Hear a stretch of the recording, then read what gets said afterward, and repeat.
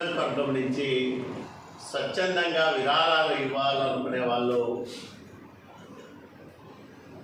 చెక్కుల రూపంలో, demand draft రూపంలో ముఖ్యమంత్రి సహాయ నిధి పేరుతో సహాయం చేయాల్సిందిగా నేను విజ్ఞప్తి చేస్తూ ఉన్నా.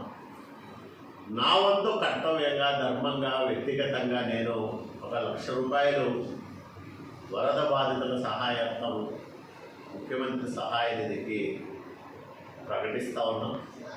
అట్లాగే రాయదుర్గం నియోజకవర్గంలో ఉండే వ్యాపారులు కానీ, ప్రజలు కానీ ఎవరైనా సరే స్వచ్ఛందంగా ఇవ్వదలుచుకుంటే మా కార్యాలయంలో ఇవ్వండి. ఆ డీడీలను, చెక్కులను జాగ్రత్తగా ముఖ్యమంత్రి కార్యాలయానికి చేర్చి వరద బాధితులకు మనం కూడా మన వంతు సహాయంగా నిలబడదాం. ఇప్పటికే చాలామంది దాతలు స్వచ్ఛందంగా ముందుకొచ్చి వరద బాధితులను ఆదుకోవడానికి సహాయం చేస్తూ ఉన్నారు, ఆర్థికంగా సహాయం చేస్తూ ఉన్నారు, వస్తు రూపేణ సహాయపడుతూ ఉన్నారు. కాబట్టి దయచేసి రాయదుర్గంలో ఇతరులకు సహాయం చేయగల స్తోమత ఉన్న వ్యాపారులకు, వ్యక్తులకు, సంస్థలకు నేను ఒకటే విజ్ఞప్తి చేస్తూ ఉన్నాను. ఇలాంటి కష్ట సమయంలో మనం కూడా ప్రభుత్వానికి తోడుగా ఉన్నాం. చంద్రబాబు నాయుడు గారు పడే కష్టంలో మనం కూడా మన వంతు భాగస్వామ్యాన్ని నిర్వర్తిస్తాం.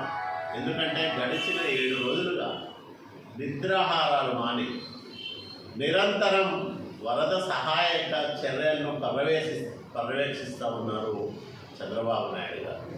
ఇంటిని వదిలేసి కలెక్టరేట్లోనే 3 గంటలు 4 గంటలు మాత్రమే నిద్రపోయి రేయింబవళ్ళు సమీక్షలు చేయడమే కాకుండా క్షేత్రస్థాయి పర్యటనలు చేస్తూ ప్రజల్లో భయాన్ని పోగొడుతూ, భరోసాను నింపుతూ, ప్రభుత్వం మీకు అండగా ఉంటుందని చెబుతూ, సహాయం చేస్తూ, ఎవరికైనా తక్షణ సహాయం అందకపోతే వెంటనే దాన్ని సరిచేస్తూ రోజుకు 20-22 గంటల పాటు వరద సహాయక కార్యక్రమాలను పర్యవేక్షిస్తున్న ముఖ్యమంత్రి నారా చంద్రబాబు నాయుడు గారికి ప్రజలందరూ కూడా బాసటగా నిలబడాలని, అట్లాగే వ్యాపారులు, పారిశ్రామికవేత్తలు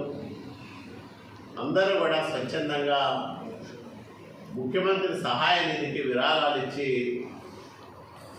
ప్రభుత్వానికి చేదోడు వాదోడుగా నిలబడాలని నేను విజ్ఞప్తి చేస్తా ఉన్నాను.